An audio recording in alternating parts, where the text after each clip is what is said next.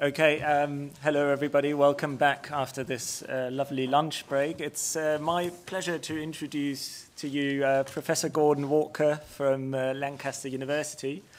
And Gordon is going to talk to us about climate justice, energy demand, and the right to energy. And we obviously follow the same format as earlier, 40 minutes of presentation, then ample time for questions and debate. The floor is yours. Thank you very much. And just to say thank you to the organisers of the conference, although it sort of feels more like a workshop. It's been very interactive, which I've enjoyed enormously. Larry said earlier on that we were sort of transitioning from the world of sort of philosophy and political theory into the world of social science.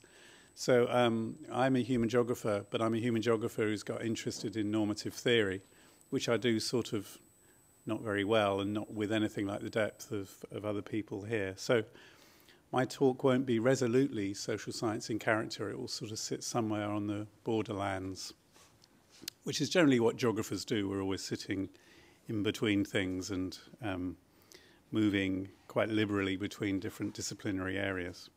So there are three bits to the title, but I'm largely going to talk about the right to energy, so they probably should have been in the other order. But the right to energy has been mentioned several times already, and it's clearly that it has to articulate with questions of climate justice, and it's very relevant to questions also of, therefore, of energy demand and the dynamics of energy demand.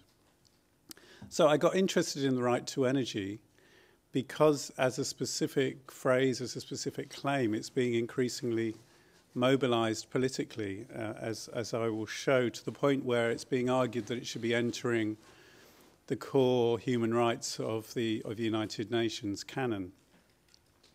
But there isn't much literature on the right to energy specifically. Compared to like the right to water, the right to food, other more established rights, there's very little written and very little written sort of thoughtfully and critically about it. So I started thinking about it, and the more I've thought about it, the more involved it's become as a distinct rights claim.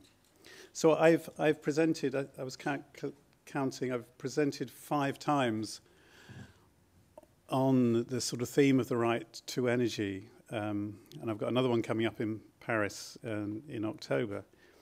And each time I've sort of been working it out as I've gone along, and I'm still not quite sure what I want to conclude finally. And I presented this to different audiences: a science technology studies audience, human geography audience very focused on fuel poverty policy, and now this audience is another one again. And each time it's given me more to think about. So I'm hopeful that's going to happen today. So I'm going to make 2 arguments in the end. Firstly, that as a right, which has practical meaning rather than just a rhetorical meaning, the right to energy is particularly problematic. It's full of ambiguity, contingency, and complexity. And for this reason, it may not be appropriate as an addition to rights talk, if we take that sort of seriously. And we may well need to resist it, particularly as entering as a human right in a very universal sense. But secondly, and that's something to discuss and debate, I think, but there are certainly some serious questions about it as a right. If we do, though, sustain the utility of talking about the right to energy, we need to do that in particular and specific terms. In other words, we can't just take it in a simple way, we have to take it in a sophisticated way. And that is particularly because of this sort of problematic articulation with climate mitigation and climate justice. And various people have already talked about that sort of simultaneous need to hold together ideas around the need to use energy whilst at the same time needing to transition away from the way that we use energy at the moment.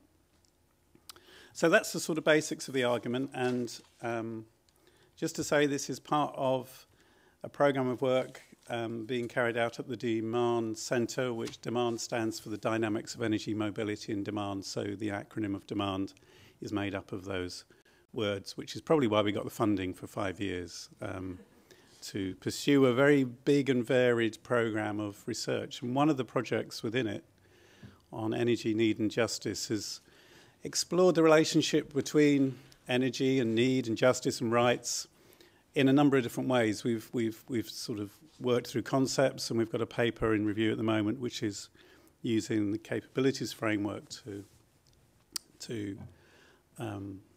as a way of grounding the claims about the need to use energy. We've looked at the outcomes of public deliberation, particularly around the minimum income standards work of the JRF in the UK. We've been looking at media. We've been looking at the explicit and implicit notions of need within energy policy and energy provisioning systems. So this work sort of is part of what we've been doing under that first bullet point, but as it'll also connect to the last bullet point quite directly at various points as well. And it's work carried out with a couple of colleagues, Rosie and Neil. So I'm going to build up from the bottom. I'm going to start off saying something about tensions, then about energy and rights talk, then two complexities, then to talk about a sort of boundary you can draw about what we mean when we talk about the right to energy, the right to have access and the right to use, which I think it's a helpful distinction to make, as we'll see. And then finally to end up with some reflections and reiterating the basic arguments that I'm putting forward. So firstly, some tensions. I mean, this diagram in a very simple way captures things that people have already talked about. That on the one hand, we have claims around the need for energy to be consumed and for us to address problems of energy poverty and fuel poverty. And the right to energy clearly fits here, and you can characterize it as a sort of social justice claim. And in a way, this could be seen, as people have argued, to be an argument that has the potential to push demand upwards. On the other hand, we have emission reduction objectives, carbon policy, climate justice arguments that can be seen to be pushing the demand for energy in the other, or wanting to push the demand for energy in the other direction. And there's a sort of tension going on between these, and here's my little PowerPoint flourish. Here we go. It's sort of bouncing, so I'm going to do it again. It's sort of bouncing in between these two sort of dynamics. And as other people said, this is very much a multi-scale tension. We can talk about it globally, but we can also talk about it within states and at other scales. That's a very, very simple characterization of something which is actually much more complex, but you get the basic sort of setup. It's interesting to look at Amartya Sen's brief bit of writing about climate change, where he actually spends a lot of the time talking about what's wrong with nuclear power, which I quite liked. But he focuses in on this tension here in this extract, thinking about human freedom today and sustaining it in the future. We have to take fuller note of the need for greater energy use for a large number of deprived people in the world. And interestingly, he doesn't say just deprived countries, he says deprived people in the world, which is a different thing. The focus has to be shifted from a single-minded concentration on reducing emissions to a broader understanding of the range of needs of people and the demands that come from expanding and sustaining freedoms to live reasonably good lives. I think that very much captures what a number of other people have said today and yesterday in holding these two things together and in tension with each other. It's not a fantastic piece, I have to say, if anybody doesn't know it. But it was interesting to see Sen engage with climate change issues. So to focus now on energy and rights talk and sort of demonstrate why I've got interested in it. I mean, first of all, some sort of basic stuff about rights talking about rights is a very pervasive political framing and discourse. It enters into political argument very, very easily, as Peter Jones says, whose book on rights I think is absolutely fantastic. Rights inhabit our ordinary moral and political thinking, and that's very familiar. But he says, on the other hand, the popularity of rights has been achieved at a price. If an idea is promiscuously available to all, it will find itself pressed into every sort of interest cause or persuasion. So he argues we do have to think about when is it useful to use a rights language and to make rights claims and to formalise rights claims, and when is it sort of problematic, when is it not helpful. But evidently, making claims about rights has been attached to various forms of infrastructural provisioning systems. It's become a key way of asserting and contesting what the politics of these infrastructural systems should be. And Morgan and Trentman capture this quite well, talking about how essential services have become clash points between competing programs, the sort of, in a way, the sort of world that Larry was talking about, the sort of alternative ideologies of service provision. And, you know, they use a rights language in this quote, you know, the relative balance between market rights and human rights, they see as part of this debate. So how about energy rights specifically? Well, it's a relatively recent addition to Rights Talk. It's normally sort of added to the list. People say water, shelter, food, and then they say energy. So we need to sort of think about it in that relation. And here are a few examples. On the right-hand side, you know, making the case energy is essential for life. It's essential for the Millennium Development Goals, basic human rights. Right of access to energy is implicitly conferred, but then moving down to the bottom. Now the time has to come, makes such an assumption explicit and formally declare with the full backing and authority of the United Nations that access to modern energy is and shall henceforth be deemed a basic human right. In the UK, Fuel Poverty Action has been one of the campaigning organisations recently using rights claims to talk about fuel poverty in the UK context with their Energy Bill of Rights. I wanted to use this, given where we are. Founded in 2000, droit à l'énergie, SOS Future, if that's not a bad pronunciation. Rights to Energy, SOS Future, international non-governmental organisation with its head office in France, so on and so forth.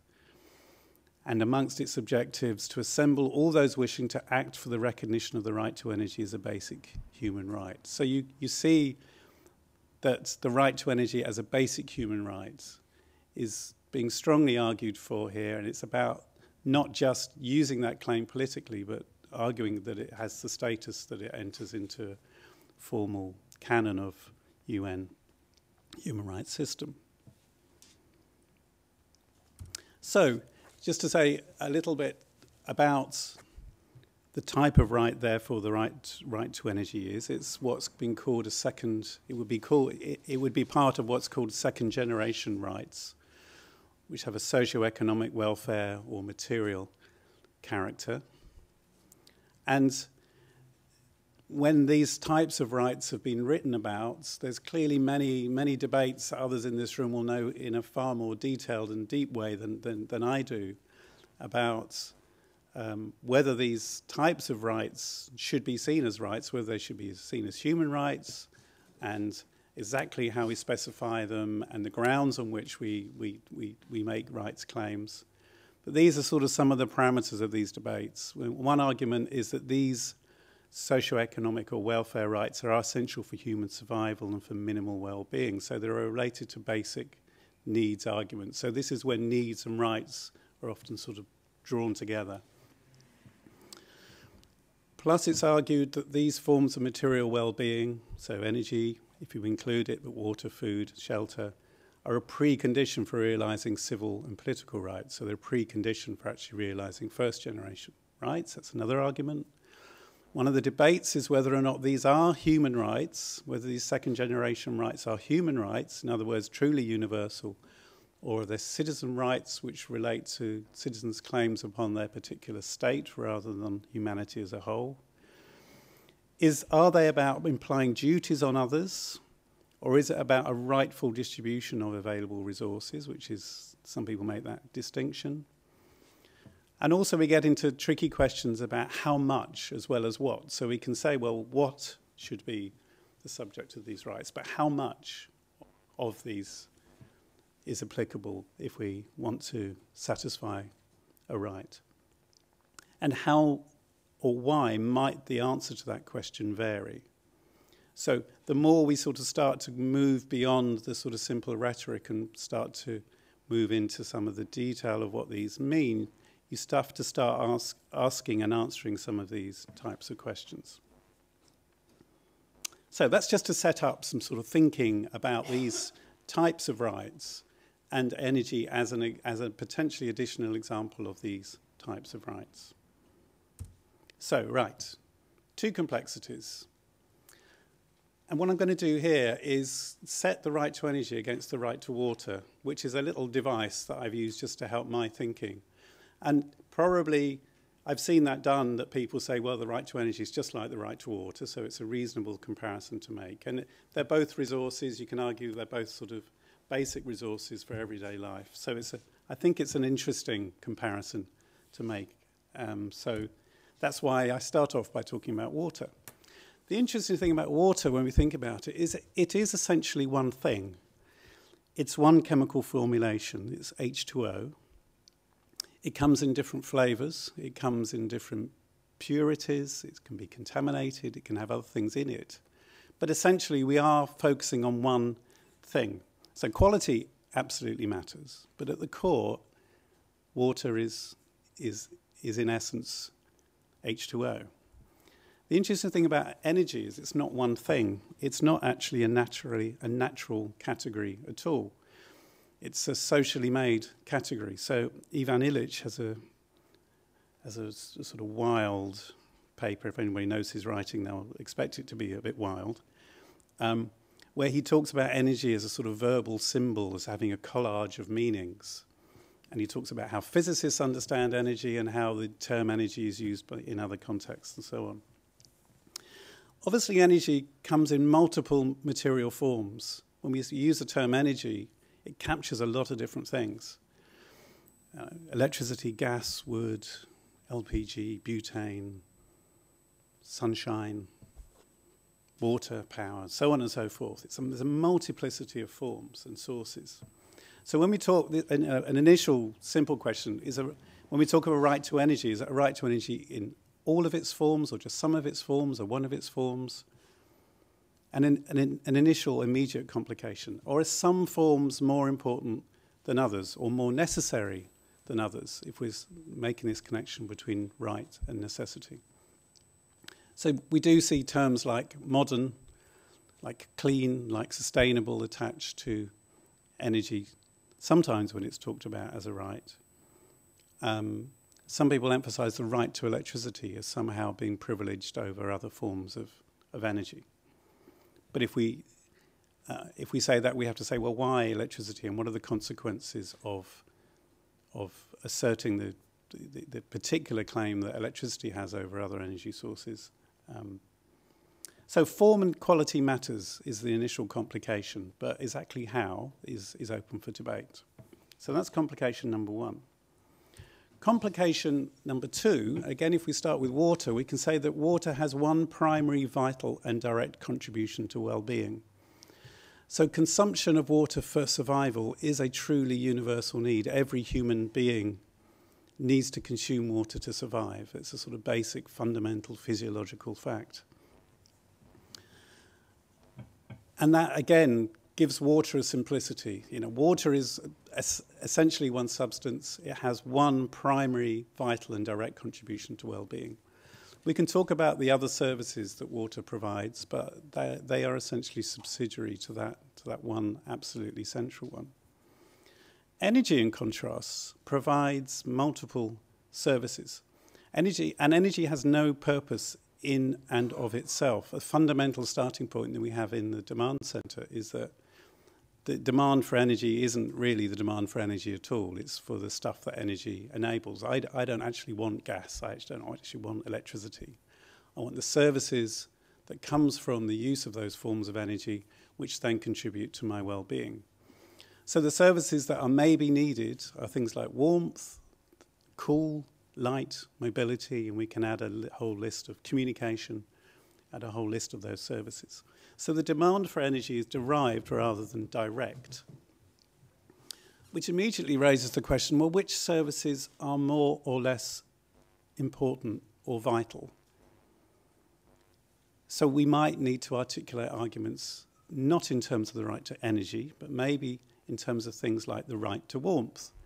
And in a UK context, the right to warmth has been used as a campaigning term, and that captures something about an energy service and what in the UK is seen as a primary energy service, which is using energy to keep warm. Fine, but as part of our work, we had a visit to Taiwan. It was an exchange funded by the British Academy, and we were talking about fuel poverty in Taiwan and about the right to warmth, and we were faced with blank faces. I mean, what on earth were we talking about in a Taiwanese context to do with energy and warmth? Warmth was not the primary energy service in Taiwan by any means whatsoever. A lot of Taiwanese people do not have heaters in their homes at all.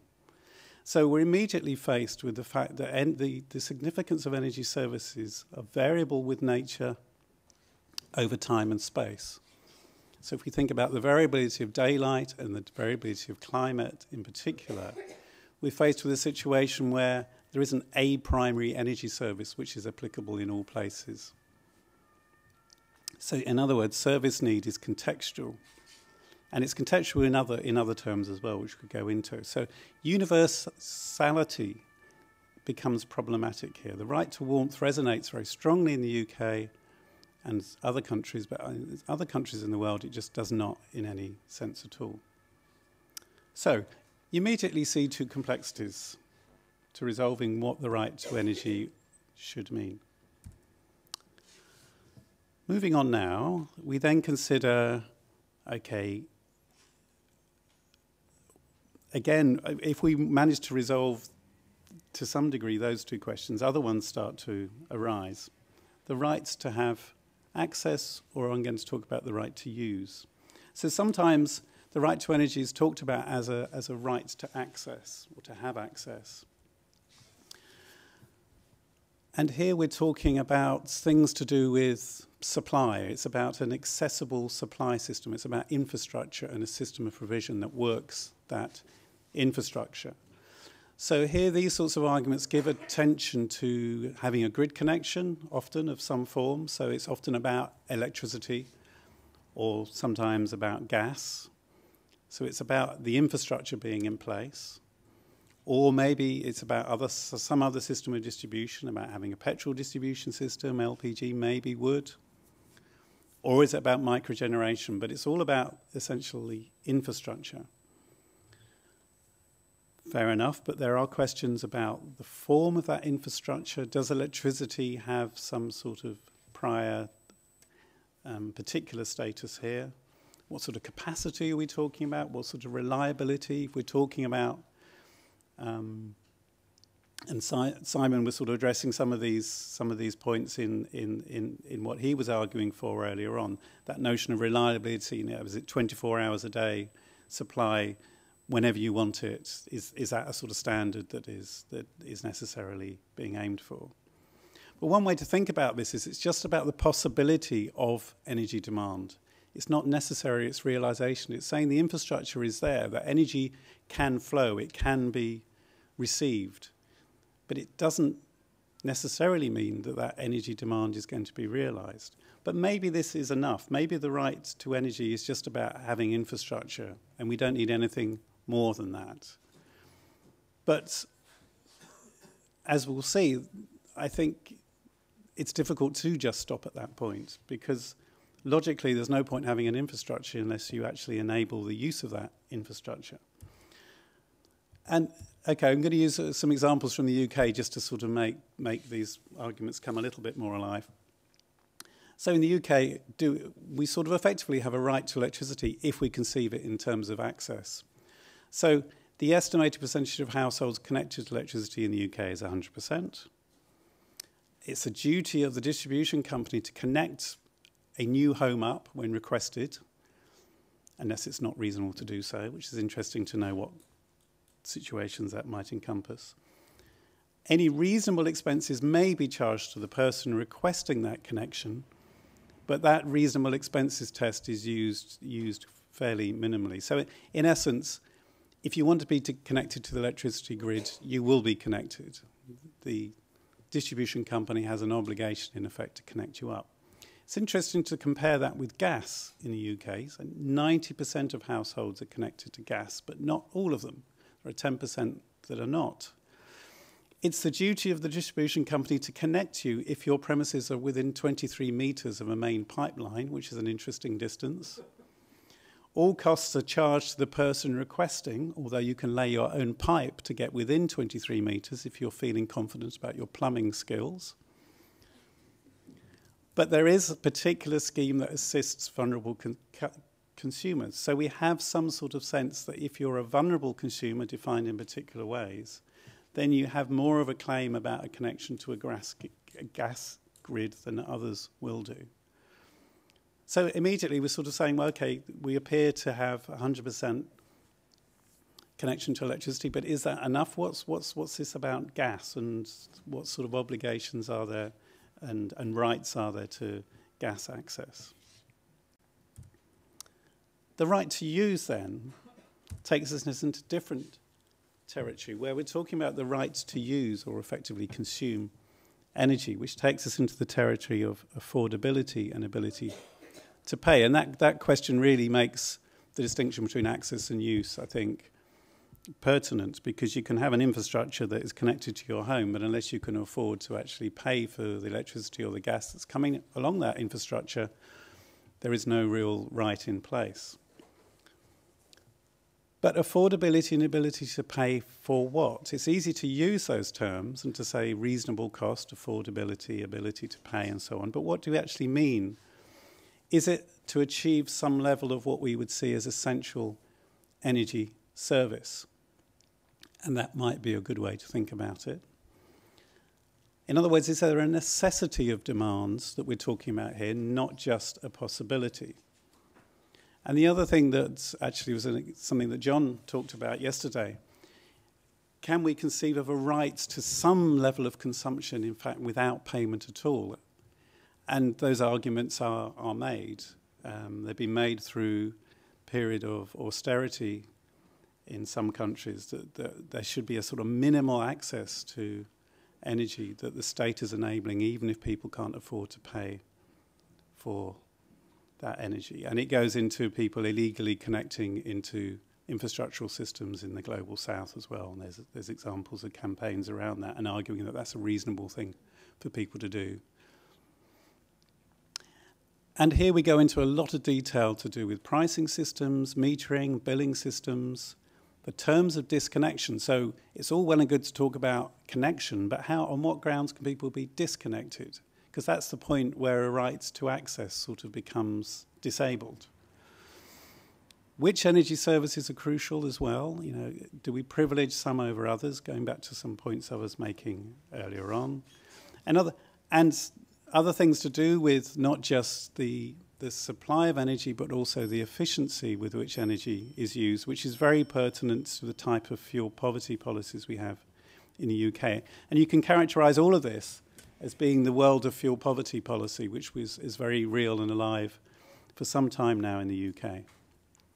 And energy efficiency, which is this question of the conversion of energy use to energy services. Just again to jump to an example from the UK in terms of disconnection. So here we have some different categories of customers. So all customers which are under the sort of regulated system, so these are energy companies and the regulations which apply to them, what they have to do where somebody is not paying their bills is that they have to try and agree a payment plan. They offer to install a different sort of meter called prepayment meter, where you pay before you use rather than paying after you've used. And then if that doesn't work, then you can send a disconnection notice 7 days before you disconnect. So you can be disconnected from electricity and gas in the UK. And the interesting distinction there is you cannot be disconnected from water in the UK now. So in the UK we have what you could call a fundamental and absolute rights to water, regardless of whether or not you pay your bills. All right, you will be chased by debt collectors, taken to court and everything for not paying your bills, but you will not be disconnected. But you can be disconnected from electricity and gas. There are different things here which relate to vulnerable customers, which are sort of old people, disabled, people on long-term ill health. And there's a period of the year that you cannot be disconnected during, but you can be disconnected outside of that period and so on. So there's some very intriguing fine detail in some of this. And some companies have signed up to agreements where they say they will never knowingly disconnect a vulnerable customer at any time of year and so on. So again, this sort of raises questions about where are sort of rights positioned here, on what grounds can they be sort of effectively taken away. The other thing that relates to fuel poverty policy in the UK context is that we do actually have a determination of what this notion of required energy, which is effectively a statement of the energy that people ought to be able to afford in the UK. So we have this definition of fuel poverty, which is laid out there as of 2013. A household is considered to be fuel poor if they have required fuel costs that are above average, blah, blah, blah, blah, blah. But the really intriguing thing, which sort of anybody interested in normative questions would immediately jump on, is saying required. Required, what does that mean? In what terms required? And there's a lot of very interesting detail that we've gone into on exactly how required is worked out. But the figure below shows you the mean calculated required fuel costs by use of fuel. So if you averaged out the calculated required fuel costs of UK households, you will see that required energy or required fuel, a big chunk of it is made up of heating, but actually fuel poverty isn't just about heating in the UK. It's also about heating of water, it's also about lighting and appliances, and it's also about cooking. So UK policy effectively says that required fuel covers a range of different energy services, not just heating. We're also saying that water heating is important as a need, as an essential energy service. We're saying that lights and appliances are essential as an energy service. We're saying cooking is as well. So this all opens up questions, as I have been doing all the way through, about what do we mean by the right to energy? How far do we take it? And how do we make determinations of all these sort of open questions that I've raised along the way? So to finish off with some reflections, just to summarize some of the sort of complexity of what I think is opened up when you talk about the right to energy. We have these sort of two connected but alternative sort of boundaries that we can draw around the right to energy. So the right to have access, the possibility of demand, which raises questions of, well, which forms of energy are we talking about? What qualities of energy and supply? What sort of infrastructure are we talking about when we specify the right to have access? And then the right to use and consume, which is about the necessity of demand. Which uses of energy matter? How much do they matter? Which services are important? What do we mean when we talk about affordability? And do we encompass some forms of access to energy without payment, so affordability becomes irrelevant? All this means that the right to energy is tricky. And I hope I haven't just made it complicated because I can make it complicated. And you could argue you can make anything complicated if you keep on worrying away at it. And I might be guilty of that to some degree. This used to say the right to energy is tricky, more so than other forms of right. And then I wasn't brave enough to put that up because I'm sure other people could come back and say, well, other rights are actually really complicated when you think about them hard. But the comparison with the right to water, I thought, for me, has been instructive. And I don't think water has this.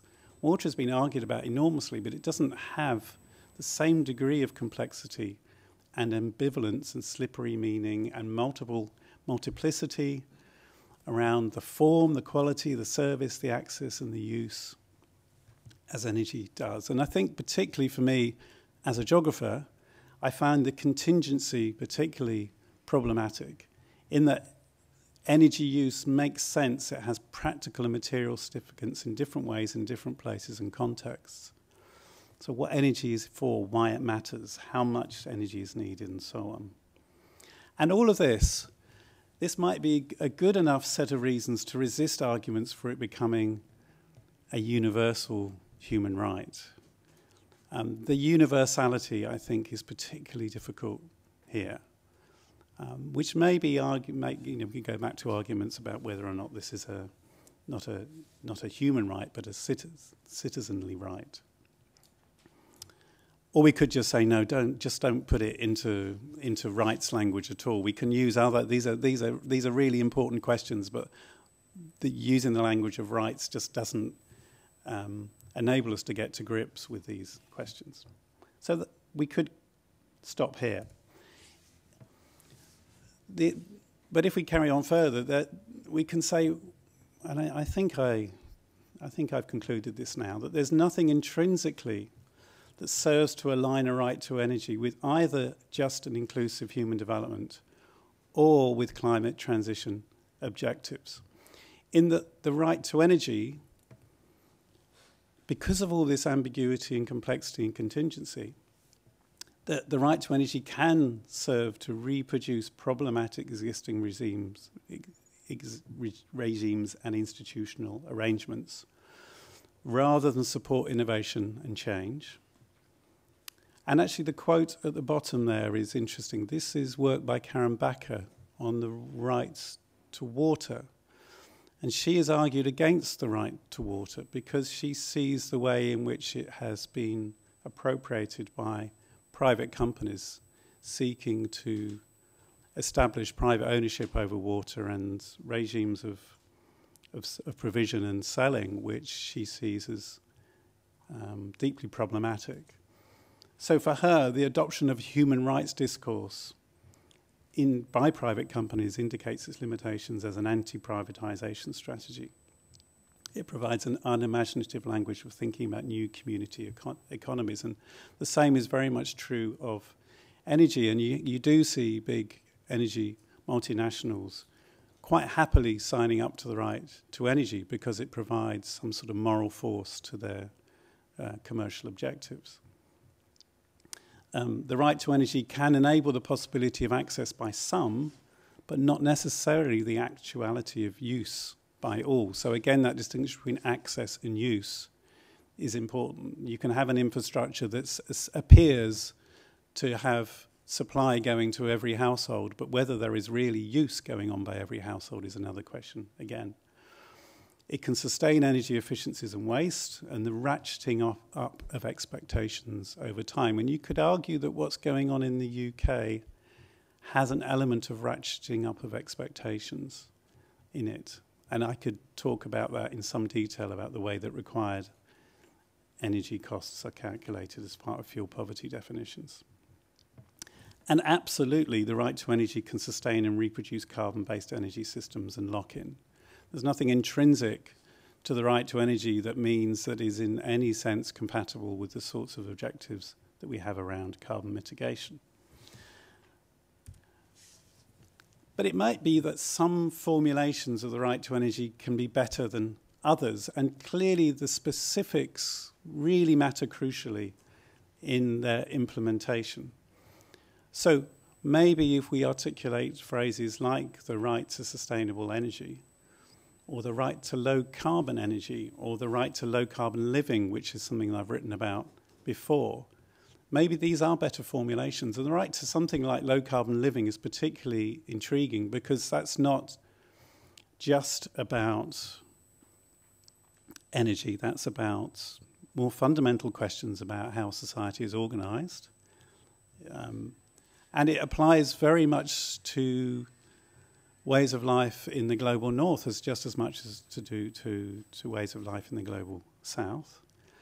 Or, as was argued earlier on, should we be focusing on energy services? So the right to adequate essential energy services doesn't quite have the ring to it, does it? You know, the right to adequate essential energy services is not quite the same as the right to energy, it has that sort of political power. And I completely recognise that part of what we're talking about when we argue for rights claim making is its political power, that common sense political way of talking, which finds using the language of rights very sort of pithy and engaging and so on. And I recognise that. But when we talk about turning that into something with practical significance and meaning, then all the complexities I've talked about come up. And there might be other formulations as well. I'm not quite sure what I want to finally argue here. I think now I really am being more of a social scientist. I think we tend not to end up with definitive answers, but want to ask lots of questions and to recognise alternatives. Whereas it has been striking how a number of the other papers today people have felt confident to assert exactly what they're looking for. But I'm not quite there yet, but I hope to get there in the future. And maybe you will now help me as we go into questions. Thank you.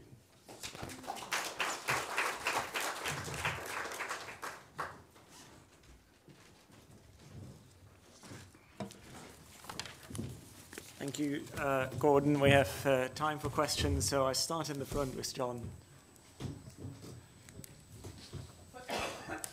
Right, thanks, Gordon. Now, but there's, I think, 3 points I want to make. The first one is just how much of what you're doing around the rights to energy kind of recapitulates a kind of debate that goes on between needs and functions talk. Mm-hmm. So one of the standard kind of functionings talk. So one of the standard criticisms by Sen of needs talk is it's object first. Yeah. So you talk about the need to food rather than need to be nourished.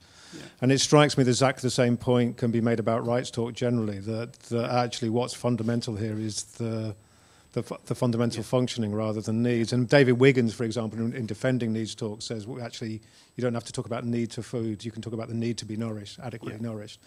So I just think that some of the objections are like that. Yes. But I think actually, I mean, this is an obvious criticism. Choosing water as your counter case is just too easy. So if you did it with food, and you did it with shelter, you're going to come across exactly all the same things. For example, about contingency. So what's adequate shelter? So adequate shelter in some places is very, it's like Mark says about the difference between being in a hut next to a castle or thing. I mean, that's very, very, and that's related to needs as well. So, Adam Smith famously said, person's need in Scotland for a hat and shoes is different from someone's need somewhere else. So that there's needs have that. Yeah. And so I think even if you think there's a relationship between rights and needs, I think there's that historical contingencies there all the way through it with that. Mm. Food isn't a natural category. And in fact, this is where I disagree with you. I think energy is a natural category in the sense that it appears in scientific formulas, E = mc squared, the law of entropy, and so on. There's a naturalist sense of energy, right? So I'm not happy to say, this is the opposite you'll get from an STS audience. I'm quite happy to be quite essentialist about energy in the same way as water is H2O, energy, you can start giving characterizations of it. So I know you won't be happy with that, but I think food is a lot less of a natural category than energy is, and shelter. If you want to talk about shelter, it's even worse on. So I think if there's a right to food and shelter, then I think the rights to energy don't sound that problematic. And it might be that there's just some things very specific about the right to water that you're picking up, which makes it different. From most other rights, rather than something peculiar about energy. Yeah, those are great points. I recognise you were arguing first on that there's a problem with talking about rights to things like food, water, and energy, and that's not really the point.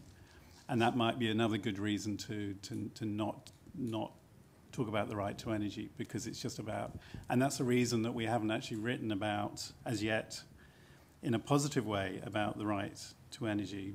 What we have written positively about is about energy within capabilities thinking, because that does get you to the point of what matters.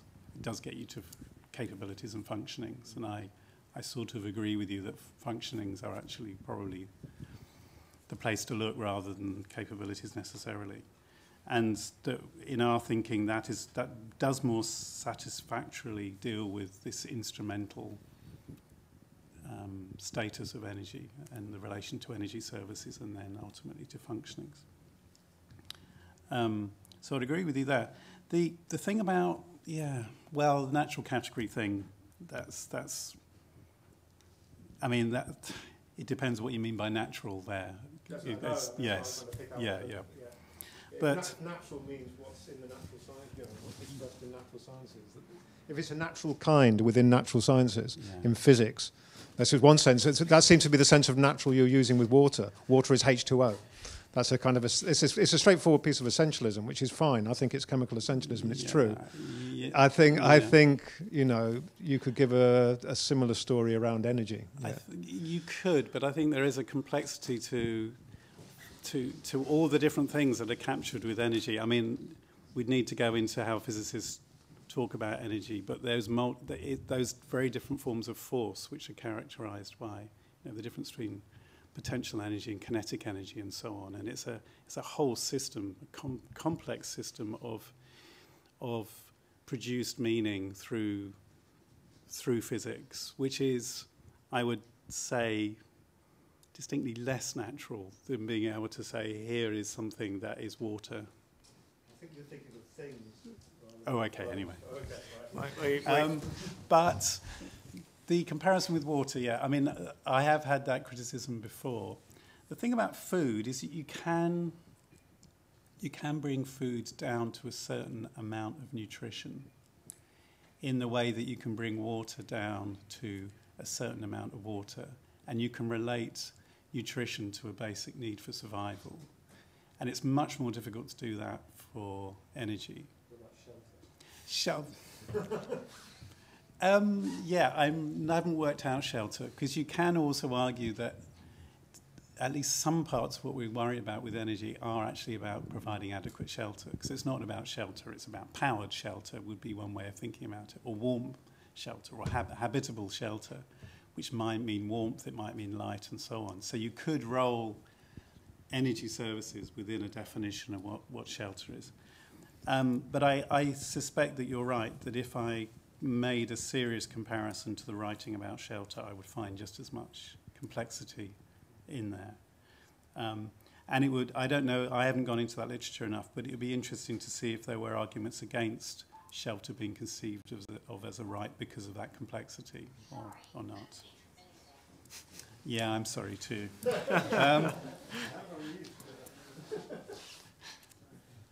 Yeah, okay. Okay, thanks, John. So we continue there, and then just to quickly let you know who's on my list, I have Jérémy, Fergus, Simon, and Larry. Anybody else? No? Okay. So, and Conrad. Okay.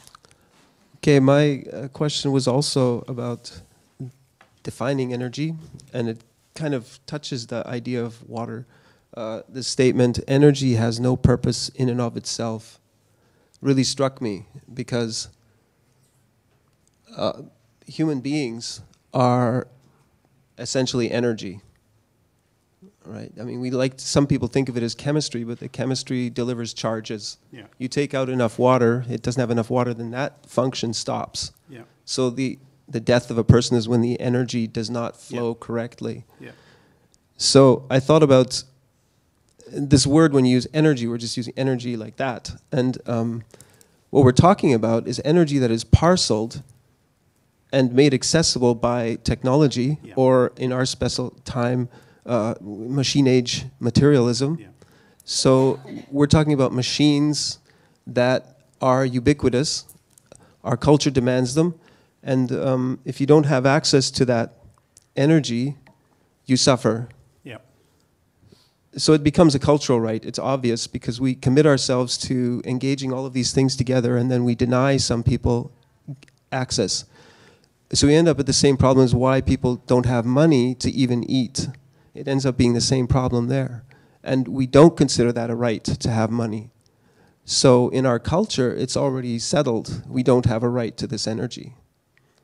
That would be my approach to saying it. But in saying it, I would also like to propose that you widen the idea of energy and define it as a more universal thing, and make our particular case now, which may be hegemonic and may be ubiquitous, so that there's actually no way out, but it's still not the only way it could be. Yeah. And if we keep that box with its outside available, I think solutions will be more available. Yeah, I take your point entirely. I mean, when I was making that statement, it was about energy as we sort of talk about it within commercial systems and within energy systems of energy provision in the form of sort of fuels providing power and such like. I mean, and this is one of the complications of energy, again, because you can talk about food as energy. I mean, and you're exactly right that there is an essential need for energy for human bodies. And clearly, energy that the background warmth that we're always getting from the sun that's keeping the planet warm and so on is a form of energy which is absolutely essential for survival. And there are then these relationships between the commercial energy or the energy that's within energy systems and the energy that are in natural flows at the same time that are actually very important to all the transition stuff that we're talking about and the way in which we live our lives which are more connected to natural systems rather than artificial systems. That's another language that maybe I could have used, artificial energy in some sense. Yeah, so the problem with broadening, I mean, there are times when I think it's useful to broaden what we mean by energy.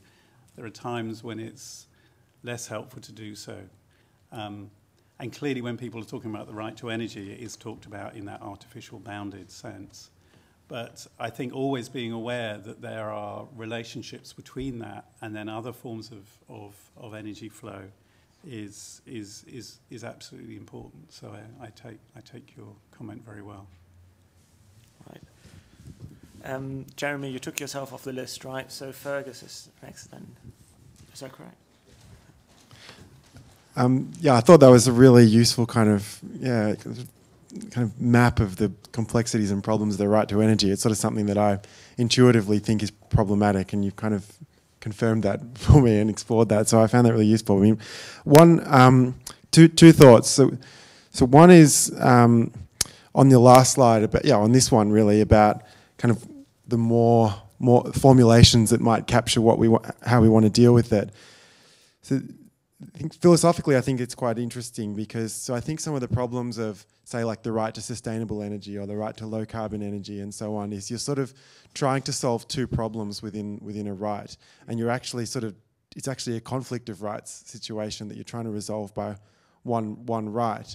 And I think certainly politically, I'd much prefer those formulations for reasons I'll go into in a sec. But philosophically, I think that could be a little bit problematic.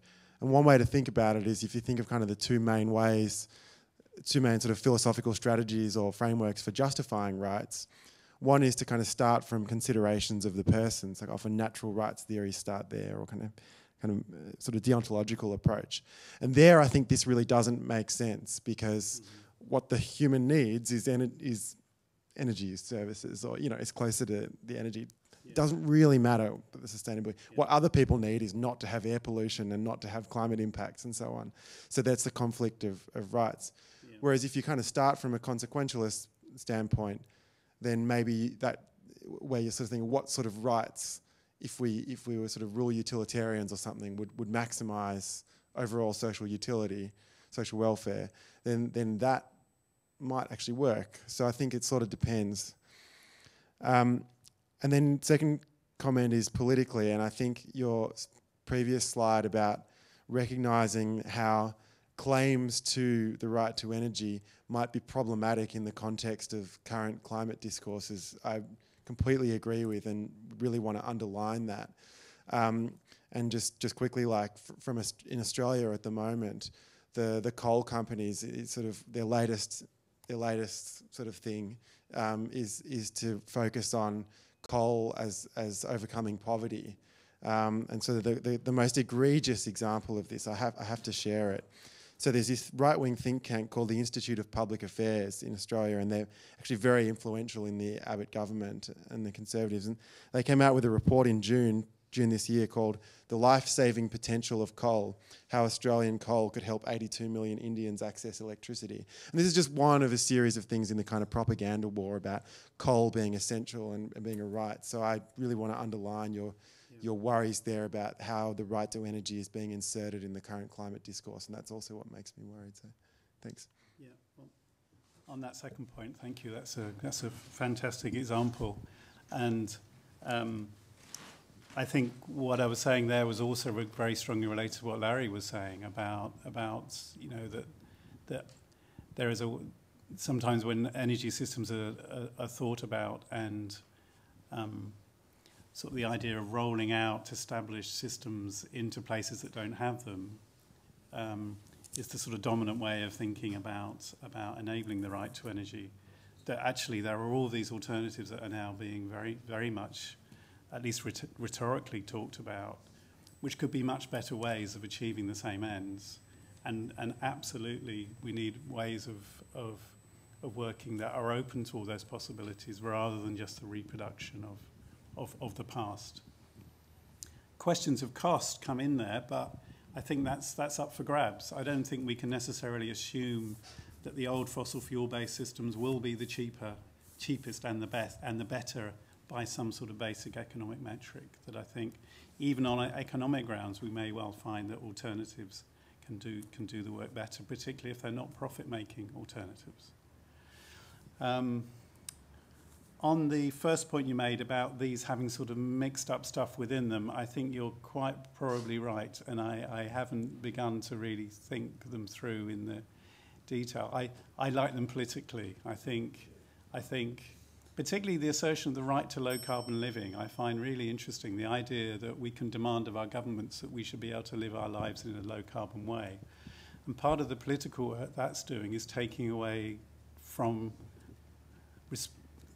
discourses that are trying to individualise responsibility. I mean, the arguments I was making yesterday in our sort of panel discussions against the idea that it's just up to people to live more responsibly. There's also an argument that we should be able to turn those arguments onto our governments to say, you need to enable me to live in a low-carbon way. It's about infrastructures and provisioning and regulation and so on, and meaning that my life can be more low-carbon. So there's something politically that I like about it, but philosophically I think I'd have to be a lot more careful than I have been in actually working that through. Great. Simon is next, please.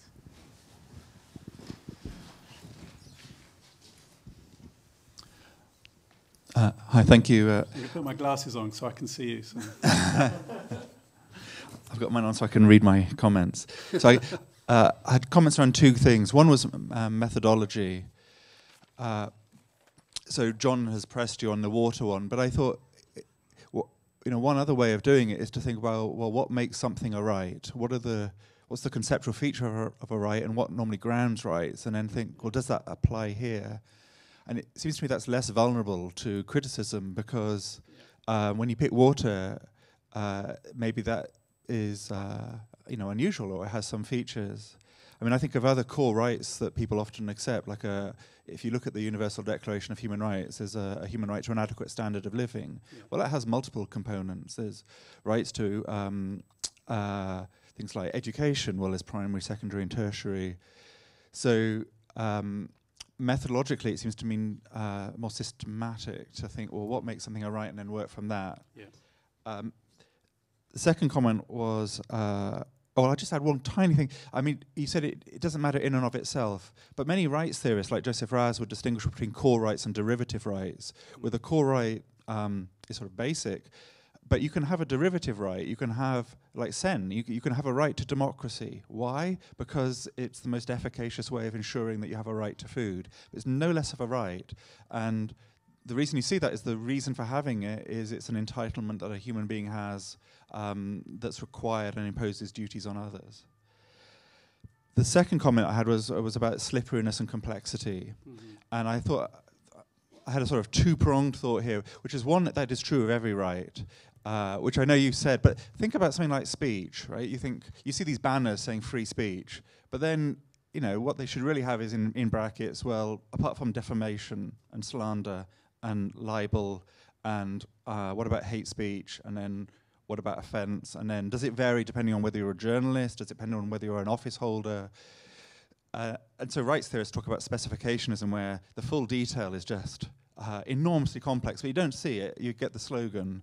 And I think, you know, any right you think of, the right to vote will be something similar. Do felons have a right to vote? Do children have a right to vote?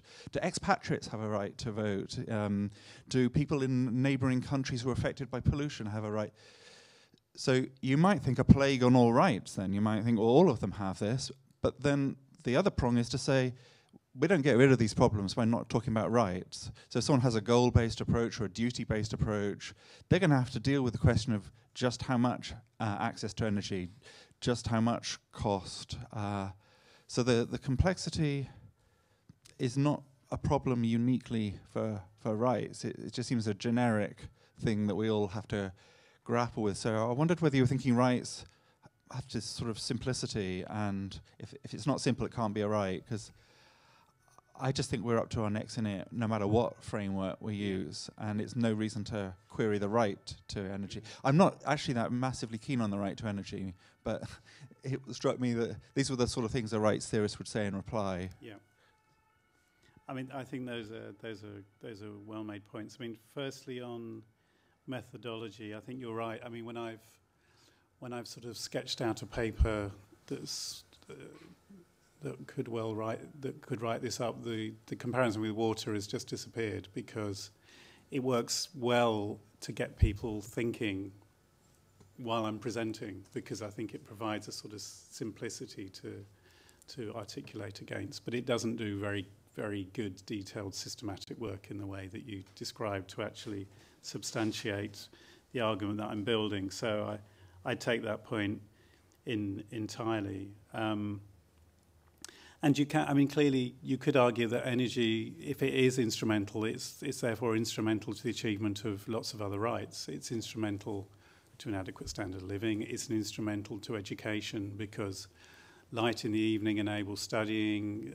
Communication technologies powered by energy enable forms of education that aren't available otherwise. And so there are lots of ways in which you can say that energy is just sort of always in the background as an instrumental. And that might be enough. We may not need a separate right to energy, therefore, because it's captured in lots of other rights in effect.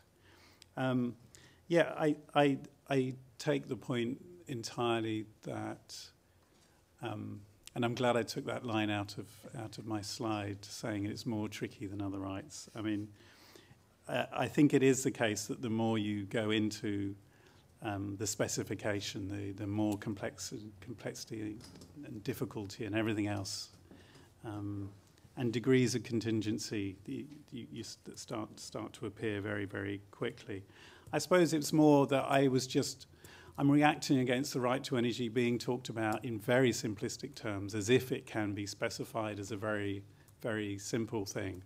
And I'd probably go back to you in that you were sort of implying that earlier on, as if the right to energy was just having everybody having access to electricity, because you were using the statistics about the number of people who didn't have access, as if you dealt with that, then everyone has a right to energy. So I was a bit sort of reacting against this actually not having been written about in the terms that other rights have been written about, but recognise all the sorts of things that you do need to work through. So, but yeah, I accept the argument entirely that these are all details that have to be worked through regardless of what framework you and sort of way of normatively capturing something that you utilised. Great. We have 7 minutes and 2 people on the list. So first Larry and then Conrad, please. The question I was going to ask has been answered in the discussion. So. Right, Conrad, you have 7 minutes. Oh, great. Then if you want an answer, maybe not quite. Yeah, I just wanted to comment on the point you made that the concept was kind of hijacked by the industry. And that's quite interesting because we had exactly this discussion 2 years ago. And as far as I know, the concept of energy poverty and also energy sovereignty was very much brought up by the environmental movement in the climate camps in the UK, who rallied in London and other places with that, and then it was taken over by the industry who said, okay, we give you energy sovereignty, you wanted it, with fracking, which you didn't ask for. And we really thought about this, like how to avoid that. And we decided to lobby for the term energy democracy, which, well, Larry also joined, and now there's these different terms, but I don't think it's really possible to, that was our conclusion. We thought it's not possible to have a term which cannot be hijacked. It's probably impossible. You put up a term of what is a good future state for whatever, water, energy. It's probably always going to be contested. Like, if it's a good term, then everyone wants it. You know, and I think it can't be avoided. Yeah. Yeah, that was a very nice comment, and it's almost becoming depressing, isn't it? The degree to which you find any term that you think has got a real power to it is suddenly sort of taken up by somebody you really didn't want to take it up and given alternative meanings, and it's almost like the world of communicative density that we now have is sort of just facilitating that sort of mobility of discourse that somehow can sort of move without the meanings that it originated with. It's become really problematic, and it was striking in Larry's presentation as well how much similar ideas seem to feature across the political spectrum using very similar language. And I think that's a real dilemma, and I suppose it does push me towards this urge to want to specify rather than just articulate, because it's in the specification that those differences really start to become material and important. Yeah, thank you.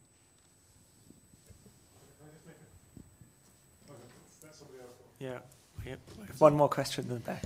I was just thinking that the right to energy, which is not really in the text of law, it's appearing more and more in the human rights European Convention of Human Rights, and there are some cases in the court, the European Court of Human Rights, that begin to enlighten and to build this right to energy through two different human rights that appear in the convention. The Article 8 says the right to a life, and the other right, who doesn't appear really in the convention, but it's in the air, because the judges began to build it slowly, is the right to an environmental healthy living. And so your right to sustainable energy and the right to low carbon energy could be completely included in this right to live in an environmental healthy living, and the first one, just the right to energy, electricity, gas, etc., can be really the right to have a life. Yeah, that's very interesting. Thank you. And it does sort of play to this argument that maybe energy just has that instrumental status. It can figure in as implicated in the realization of other sort of better established or emerging rights, rather than needing to be there in its own right. So thank you for that. Great. In the interest of timekeeping, what does the boss say, Jérémy? You're doing well. Yes, but John had his finger up. Is he allowed to? You got official permission. I was just going to make the comment that what you saw as a dilemma can also be an opportunity. So I agree that the language always gets recuperated and it gets used by commercial organisations and so on. But that always gives you an opportunity to say, okay, you said X. and it creates dilemmas, but it also creates opportunities at the same time. Yeah, but it's a minor point. Yeah. Great. So if you then please join me in thanking Gordon for a very interesting paper.